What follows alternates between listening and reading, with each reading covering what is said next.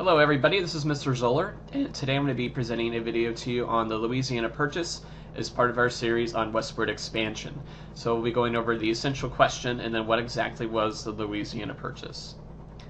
So our essential question you need to focus on about the Louisiana Purchase was how justifiable was it for the United States to gain this land to expand? Do you think that the way that we acquired it was appropriate or not? And that's going to be up to you to decide. So for the Louisiana Purchase, so by 1800, Thomas Jefferson is now President of the United States, and the green area over here represents the land of the United States up to that point.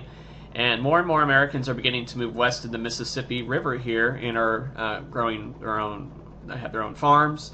And of course, they need to, the crops that they're growing, they need to be able to ship it somewhere, and so that people can buy it, they need to send it to the market. And for Americans, sending it east across the United States, across the Appalachian Mountains, through the wilderness, to the East Coast is going to take way too long, too costly. And so for American farmers out here in the West, the Mississippi River is going to be essential for the transportation of their goods. So this is going to be the reason for the Louisiana Purchase, is to help out American farmers. And so the city that's the most important to this is going to be the city of New Orleans down here at the bottom of the Mississippi River. And in 1800, it's currently controlled by France. And so American farmers were worried that what happens if the French shut down that city? What's going to happen to all their crops? How are they going to get it to market? And so President Thomas Jefferson's going to send the Secretary of State Monroe to France to try to negotiate the purchase of New Orleans. So the French end up having this Louisiana territory over here, which originally was part of Spain, but later it's going to become a part of France. So you can see the boundaries here. The eastern boundary of the Louisiana Territory is the Mississippi River, and then most of it over here in the west is going to be in the Rocky Mountains. And then the north and south is going to be from Canada all the way to Mexico, or not Mexico yet, still Spanish territory, but eventually be where Texas is going to be. And so originally this was claimed by France. After the French and Indian War, French give that land to Spain. And then during the Napoleonic Wars, we're going to have the movement of the Louisiana Territory to the French from Spain.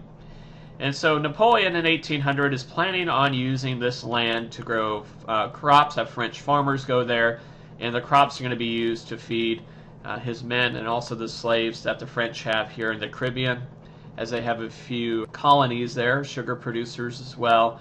But we're going to find out that in the early 1800s, we're going to have our first slave rebellions happening there, and Napoleon's dreams of coming over to America and keeping those people alive is going to go away. So in 1803, President Jefferson is going to send James Monroe to France just to offer to purchase the city of New Orleans for $7.5 million so that the United States would have an open port, because any crops coming down the Mississippi, if they get to New Orleans, can be put on a ship, and then those could be given over to the East Coast, or they could go to Europe, or Central or South America. So it's essential for American farmers out here, out in the West. So for Napoleon, when the mission comes and the offer to buy New Orleans comes, it's actually going to be kind of a blessing for him.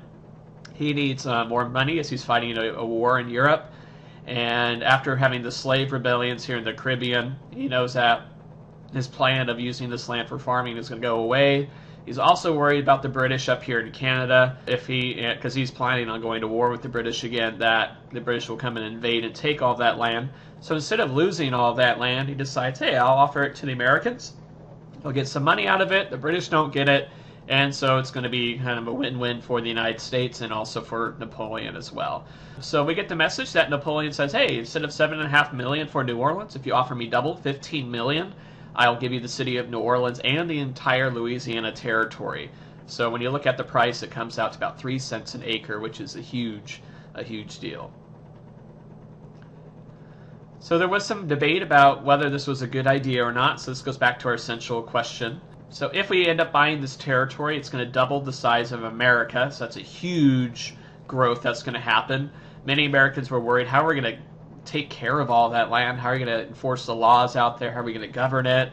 What about all the tribes that are out there? What people are out there? Some believe that the U.S. Constitution didn't have any set guidelines on purchasing land, and so Jefferson, who was a strong supporter of the U.S. Constitution and was a strict interpreter of it, so he followed it very, very closely, kind of goes beyond what he normally would do, and he believed that the Constitution did give him the right to make this treaty and to purchase this land from France.